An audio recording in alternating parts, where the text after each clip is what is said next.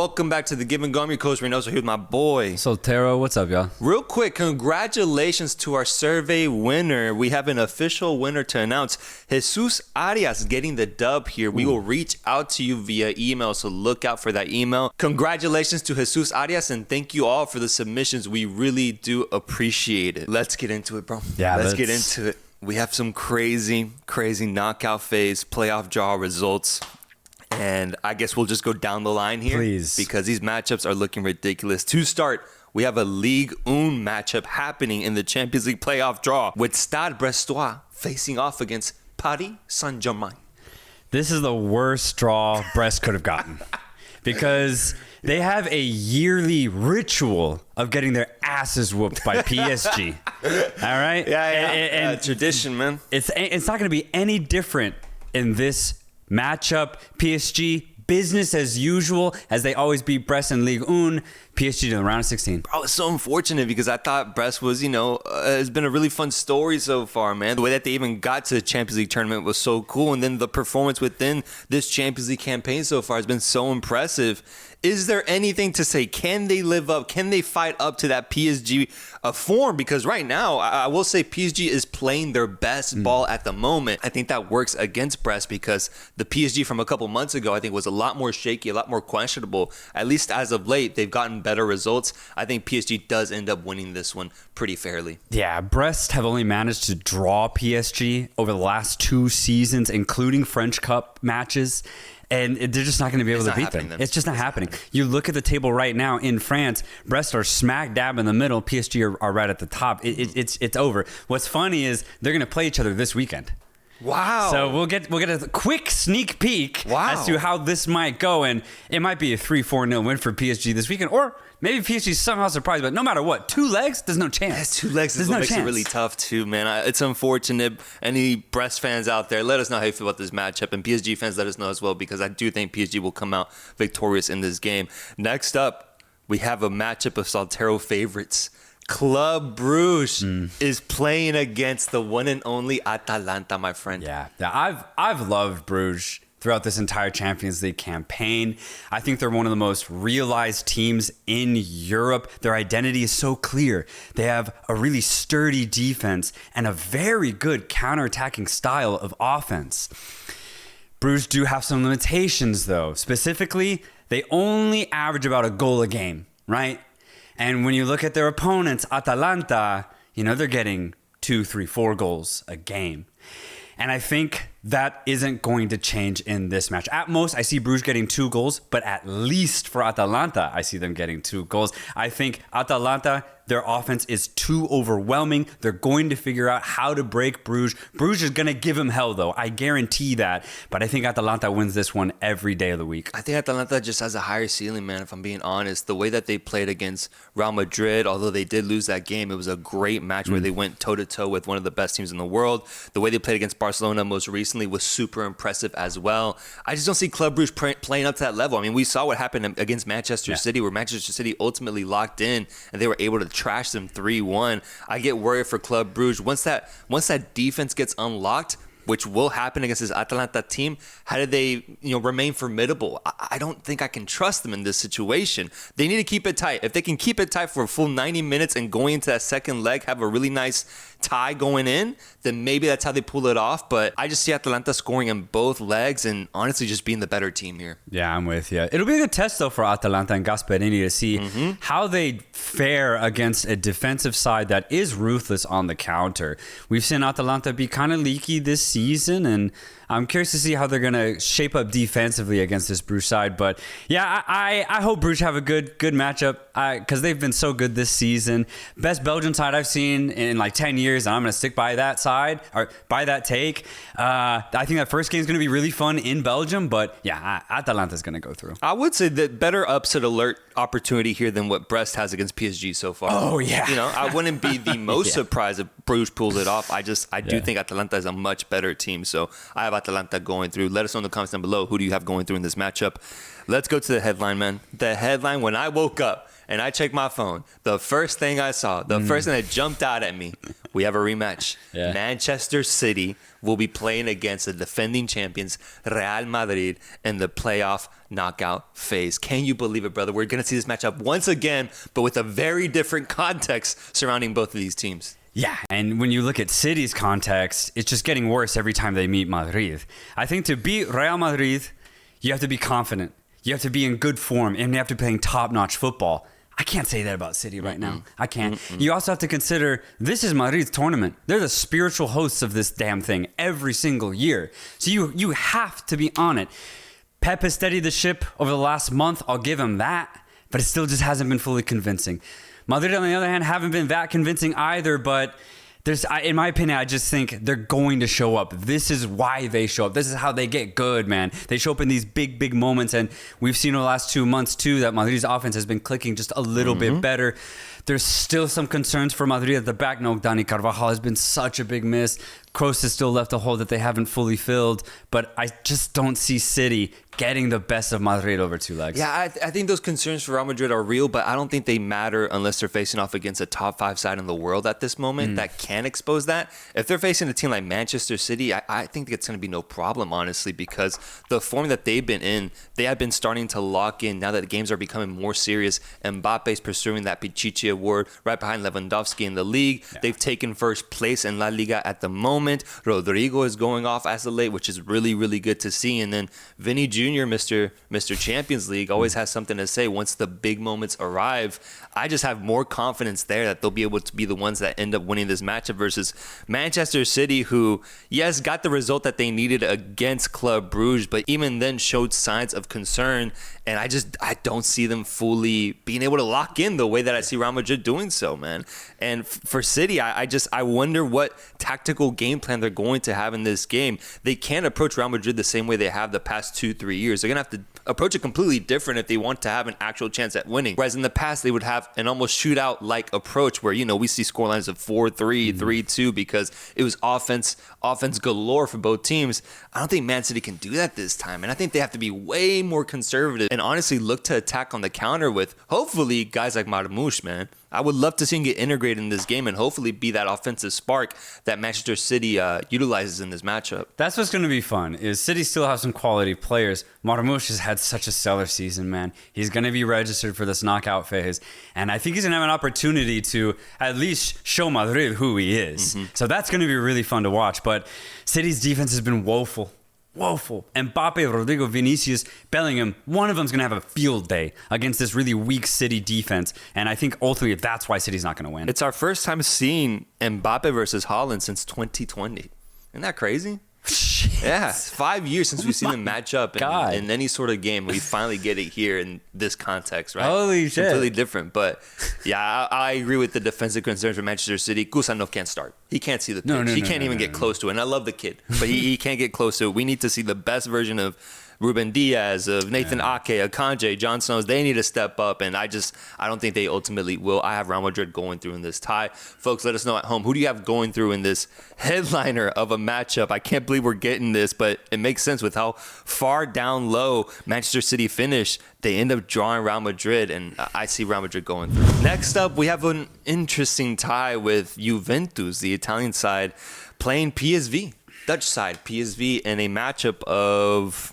I got no headline here. I don't know what to do with this one, man. And that's the reason why this one's tough to call. I see this as a very tight matchup. Let's look at PSV first, all right? They have a great offense. They're scoring goals left and right, but their defense is leaky, man. They're conceding multiple goals against Liverpool's academy team, right? They're conceding multiple goals against Shakhtar Donetsk, one of the weakest teams in the Champions League. So for PSV, it's just a matter of outscoring their opponent. For Juventus, well, we know what they specialize in. It's defense. It's keeping games tight. So we have a very good defense against a very good offense. For PSV, why they won't be too worried is because Juve don't have an offense. They are famously very conservative. So I see this almost as 50-50. The difference, I'm calling it Randal Kolo Muani. He's going to be the difference in this matchup. He's going to have something to say. If he doesn't score, he's at least going to occupy PSV's defense and open up a crafty Nico Gonzalez or a high-flying Kenan Yildiz. I see Juve going through, not with a dominant performance, but just utilizing their star power.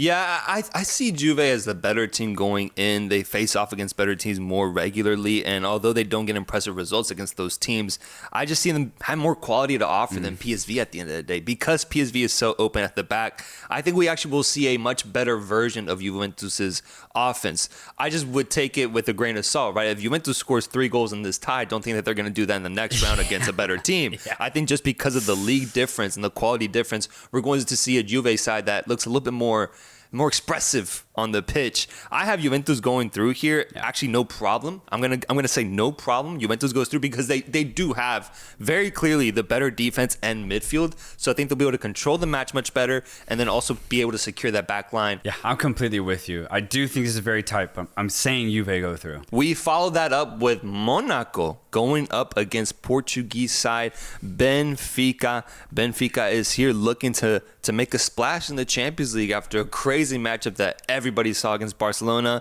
And AS Monaco, one of the few teams, if not the only team, I believe, to defeat Barcelona in the Champions League campaign so far. Both teams going toe-to-toe with the opportunity to enter that round of 16 as one of those teams outside of the obvious top 3 leagues in the world, looking to do something notable this tournament here with an opportunity to play up against each other.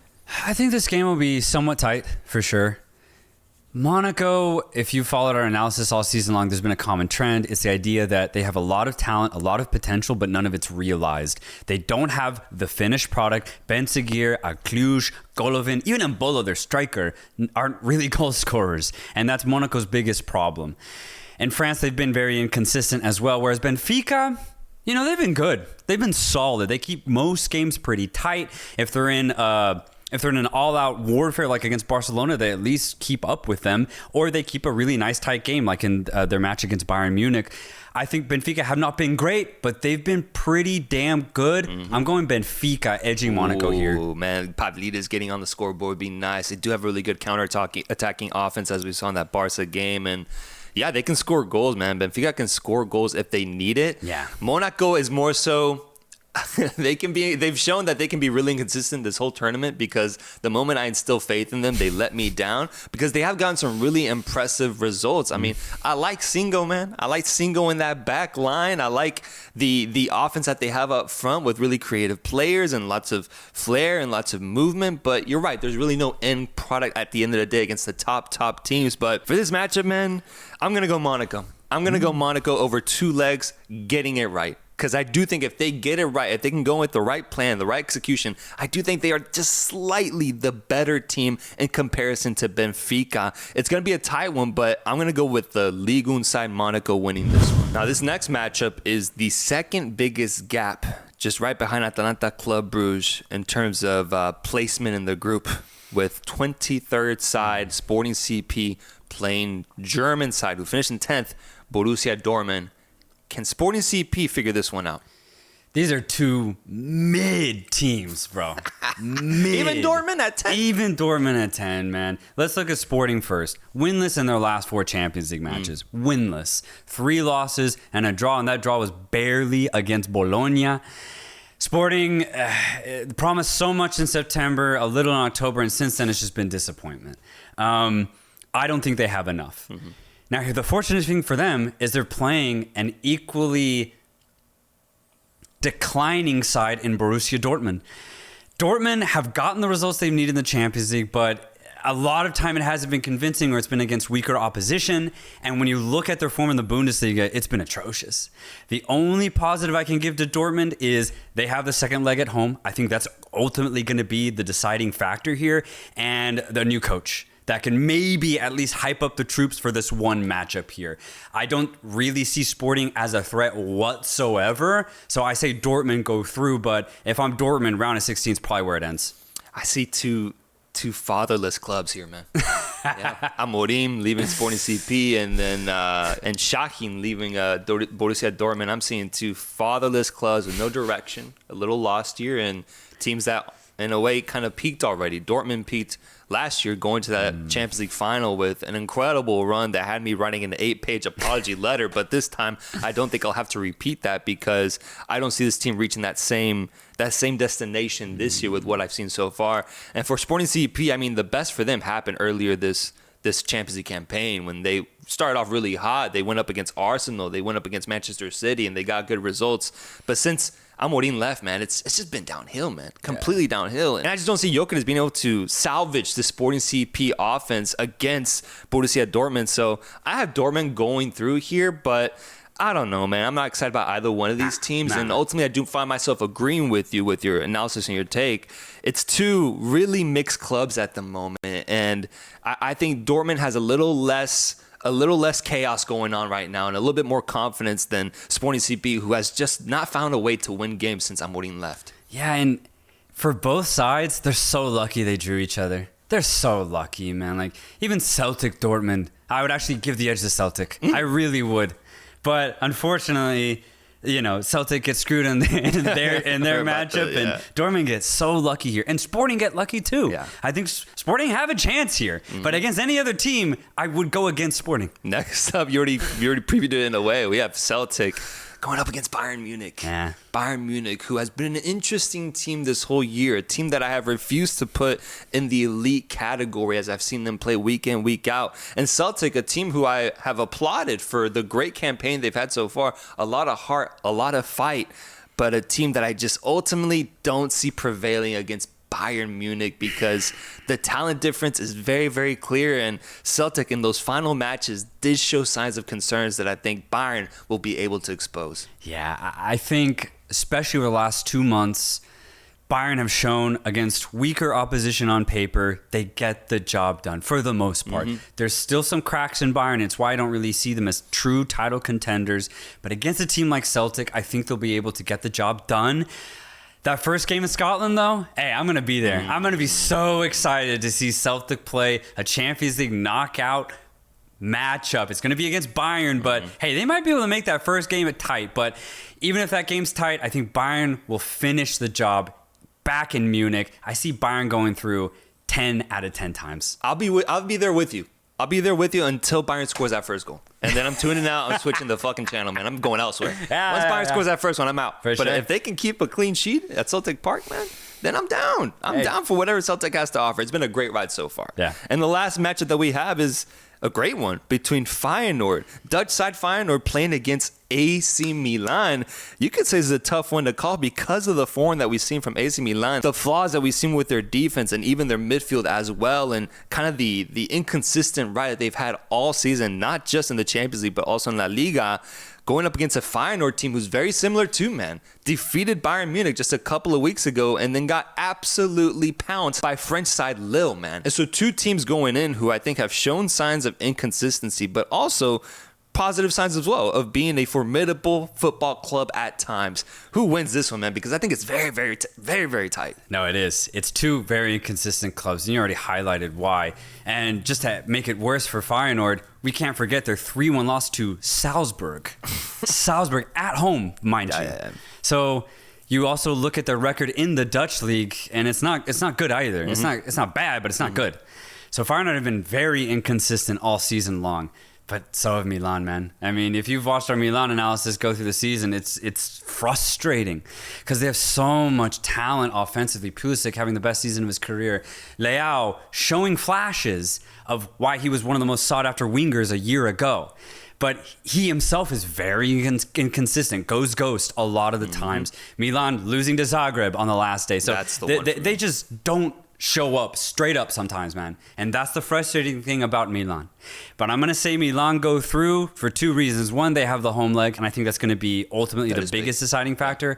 And just their offensive firepower. If they just lock in, if Pulisic and Leao look at each other in the locker room right before the game, they're like, let's just get this done, bro. Let's go off for 90 or 180 minutes. We'll book our ticket to the round of 16. We'll forget about our Serie A woes for now. We can beat Feyenoord. I think Milan lock in and go through. I want to join you, man. I really do, but I've highlighted my thoughts on Pavlovic, and I've learned my lesson. I just can't do it. I can't do it. I think he is way too exposed in that back line. You need him to play at an absolutely high level to maintain that back line. And the reason why I'm focusing in on him is because he's going up against my boy Santi Jimenez, brother. Santi Jimenez time. Hey. Who's been making a name for himself this Champions League run. The same way that Pulisic has been going off this year. We got CONCACAF's very own Santi Jimenez looking to sell himself, looking to improve his value, his market value against the team that's looking to buy him, brother. AC Milan.